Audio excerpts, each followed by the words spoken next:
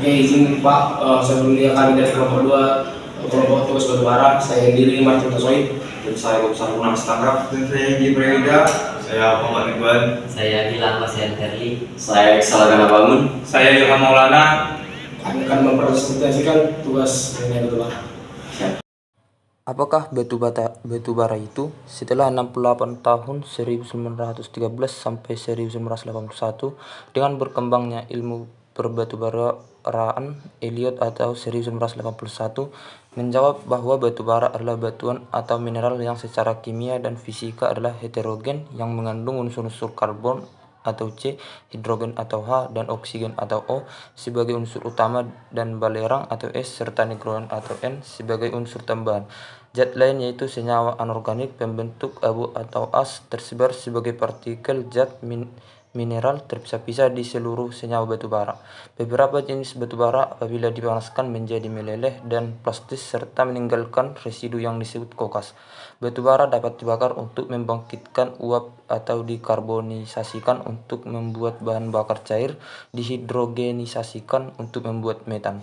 Gas sintetis atau bahan bakar berupa gas dapat diproduksi dengan produk utama dengan jalan gasifikasi sempurna dari batu bara dengan oksigen dan uap atau udara dan uap. 1. Definisi batu bara. Batu bara termasuk dalam batuan sedimen yang dibentuk dari hasil pengubahan sisa-sisa tumbuh-tumbuhan yang terjadi selama puluhan atau ratusan juta tahun.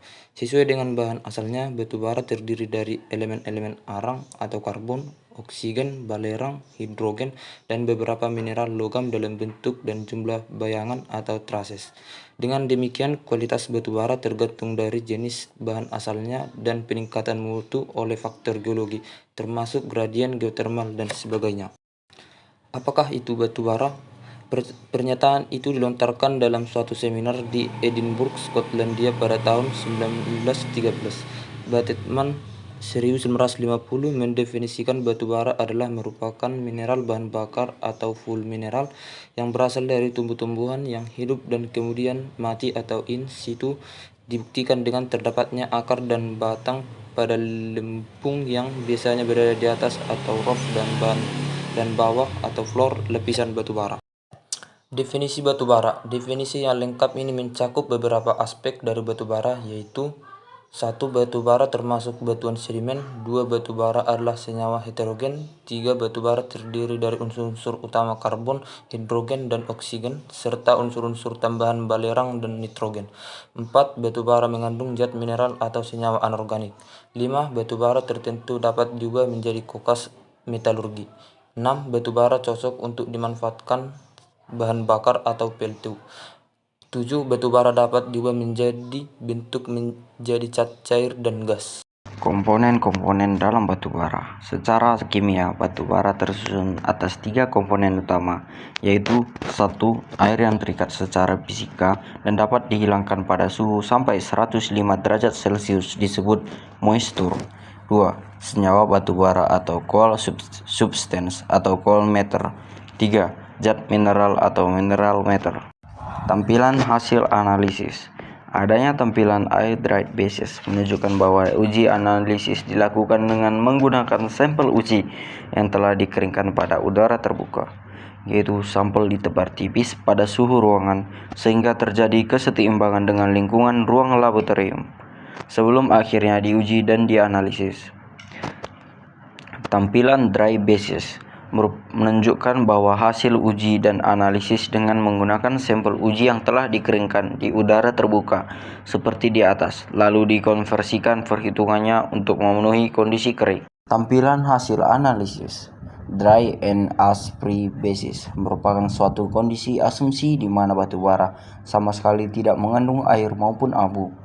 Adanya tampilan dry and ash-free basis menunjukkan bahwa hasil analisis dan uji terhadap sampel yang telah dikeringkan di udara terbuka seperti di atas, lalu dikonversikan perhitungan sehingga memenuhi kondisi tanpa abu dan tanpa air. Pure coal basis merupakan batu bara yang diasumsikan dalam keadaan murni dan tidak mengandung air serta zat mineral lainnya. Kondisi ini disebut pula dengan nama dry and mineral matter free basis. Kandungan air total adalah keseluruhan jumlah kandungan air berbagai jenis yang terdapat dalam sampel batu bara yang diambil. Pada prinsipnya, hal ini dihitung dari jumlah penurunan berat pra pengeringan pada temperatur lebih dari 35 derajat Celcius, ditambah penurunan berat pengeringan panas pada 105 derajat Celcius. Kandungan air di dalam batu bara dapat dibagi menjadi dua jenis. Pertama adalah inherent moisture dan residual moisture, yaitu air yang terserap ke dalam batu bara manakala batu bara berada dalam keseimbangan kelembapan dengan udara bebas. Kedua adalah surface moisture dan atau hygroscopic moisture, yaitu air yang terserap dan menempel pada batu bara oleh adanya proses sekunder, misalnya dari air tanah, air penyiraman saat penambangan, air yang dipakai untuk hydraulic mining, air pada proses preparasi batu bara, air hujan, dan sebagainya. Jumlah kandungan kedua jenis air di dalam batu bara inilah yang disebut dengan kandungan air total. Zat mineral abu dan inorganic volatile matter. Dilihat dari proses kejadiannya, kandungan abu pada batu bara dapat dibagi menjadi kandungan abu bawaan dan kandungan serapan. Kandungan abu bawaan yaitu kandungan yang diperoleh dari abu yang terkandung pada tumbuh-tumbuhan yang menjadi batu bara. Jumlahnya sedikit dan sulit untuk diambil melalui proses pemisahan. Pada batu bara kilap atau yang berasal dari proses pembatubaraan zat kayu pada tumbuhan, jumlah kandungan abunya sedikit. Abu ini diduga merupakan abu bawaan yang banyak mengandung kapur dan mineral alkali. Sedangkan kandungan asam di sisi lain batu bara kusam yang berupa serbuk bunga, spora, dan lain-lain yang bercampur dengan lumpur dan pasir, lalu tersedimentasi dan mengalami proses pembatubaraan. Karena itu kandungan abunya banyak.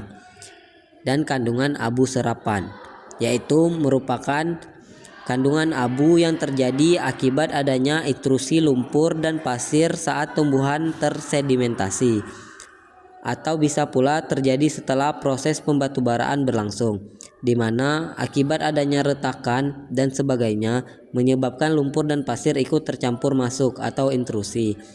Abu jenis ini terdistribusi secara tidak merata di dalam batu bara dan banyak mengandung zat-zat seperti batu lanau, pirit, gipsum, silikat, karbonat, sulfat, dan sebagainya, di mana kandungan asam silikat dan aluminiumnya banyak. Senyawa batu bara atau coal matter. Senyawa terdiri dari organic volatile matter dan fixed carbon. Organic volatile matter kebanyakan tersusun dari: pertama, gas-gas yang dapat dibakar seperti hidrogen, karbon monoksida, dan metan. Kedua, uap dapat mengembun seperti tar dan sedikit gas tidak dapat dibakar, uap seperti karbon dioksida dan air yang terbentuk dari penguraian senyawa karbon secara termis. Bila batu bara memiliki kandungan zat terbang yang tinggi, maka sifat penyayaan dan pembakarannya pun baik. Akan tetapi hal ini mengandung resiko swabakar yang tinggi.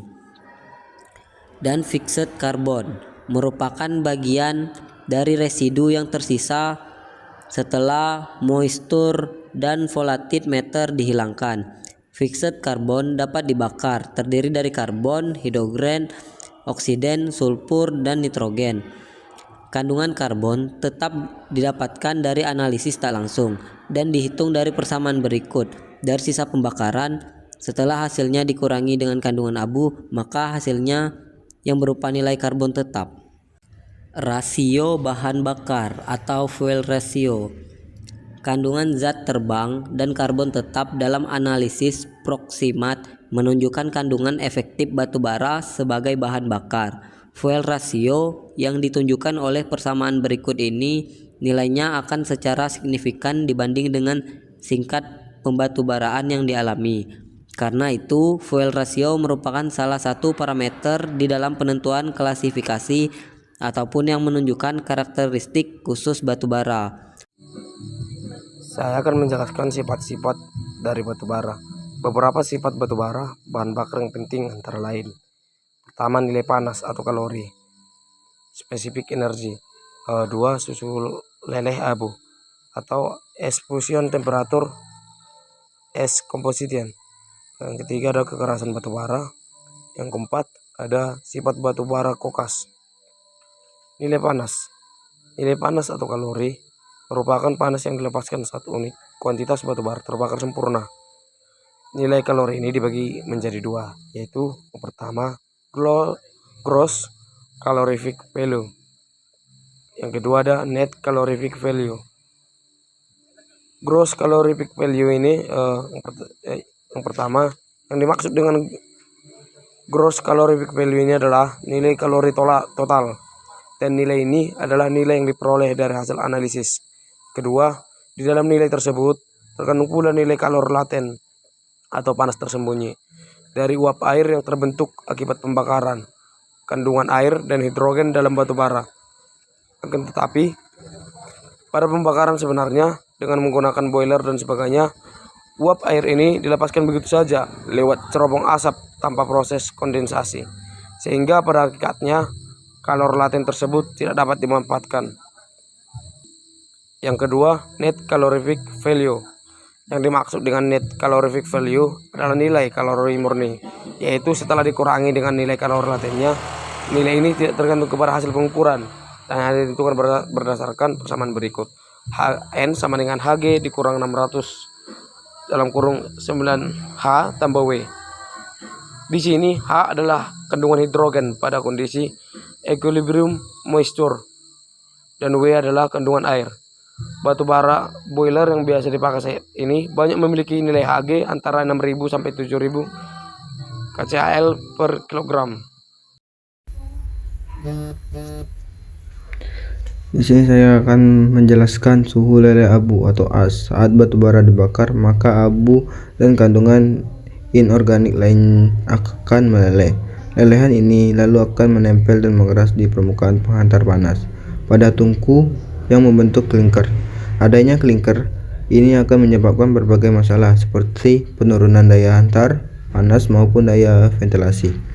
Titik leleh abu mempunyai hubungan yang erat dengan pembentukan klinker. Bila titik lelehnya rendah, maka klinker akan mudah terbentuk. Titik leleh abu umumnya berada pada kisaran 1000 sampai 1500 derajat Celcius dan idealnya bernilai 1300 derajat Celcius ke atas. Atau grindability. Ketergerusan merupakan sifat mudah sulit batu bara untuk diremuk atau digerus. Besar kecilnya nilai ketergerusan ini dinyatakan dengan suatu indeks yang disebut Hargrove Grindability Index atau HGI. Semakin kecil nilai HGI berarti semakin sulit penggerusannya, dan begitu pula sebaliknya. Yang keempat yaitu batu bara kokas. Batu bara kokas dituntut adanya sifat fluiditas atau plastisitas, sifat caking atau agglomerating atau lengket mengumpal, dan sifat caulking atau caulking property yang memadai. Penggolongan dan klasifikasi batu bara. Di sini kita dapat menggolongkan dan mengklasifikasikan batu bara menjadi 3 bagian. Di sini saya menjelaskan untuk penggolongan berdasarkan rank atau derajat batu bara. Yang pertama, antrasit.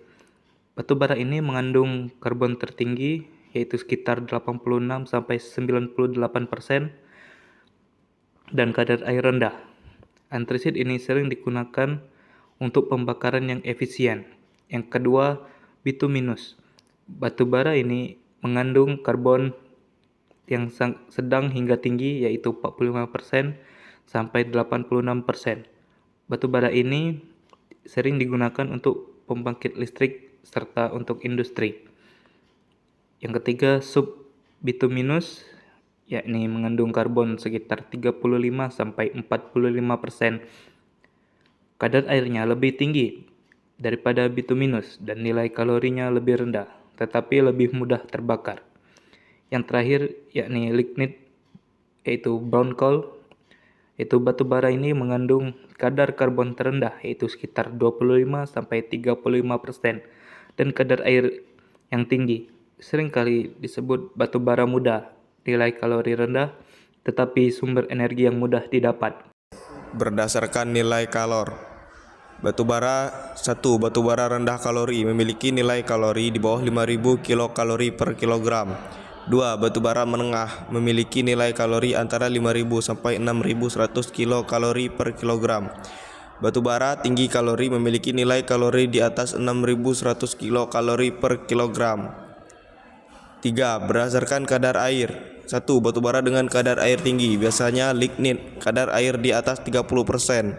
Batu bara dengan kadar air sedang, subbituminous, kadar air antara 10-30%. 3. Batu bara dengan kadar air rendah, bituminous dan antrasit, kadar air di bawah 10%. Penggolongan klasifikasi ini membantu industri untuk menentukan penggunaan batu bara yang tepat sesuai dengan kebutuhan energi dan proses pembakaran yang dibutuhkan.